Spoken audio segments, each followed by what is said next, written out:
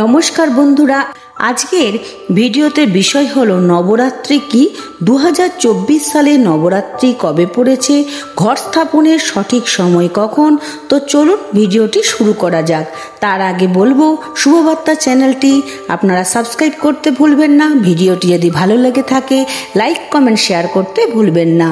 দেবী দুর্গার উপাসনা করার সবথেকে ভালো মুহূর্ত হলো নবরাত্রি। নবরাত্রির 9টি দিনে দেবী দুর্গার বিভিন্ন রূপে পূজা করা হয়, যেমন শৈলপুত্রী, ব্রহ্মচারিণী, চণ্ডীঘণ্টা, কুষ্মণ্ডা ইত্যাদি।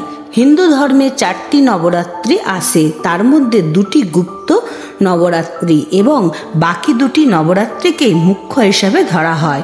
2টি নবরাত্রির মধ্যে একটি আছে চৈত্র মাসে এবং অপরটি আশ্বিন মাসে। আশ্বিন মাসে শরৎকালে অকাল বোধন হয়েছিল বলে এই দিনটিকে নবরাত্রির শারদীয়া নবরাত্রি বলা হয়। তাই চলুন দেখে নিই এই বছর অর্থাৎ 2024 সালে নবরাত্রি কবে পড়েছে, ঘর স্থাপন কবে হবে, এই বছর নবরাত্রির সূচনা কবে।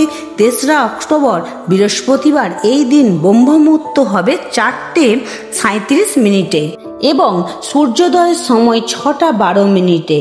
যদি আপনি এই দিন ঘর স্থাপন করতে চান তাহলে ঘর স্থাপনের সময় হলো সকাল 6:19 থেকে 7:23 পর্যন্ত।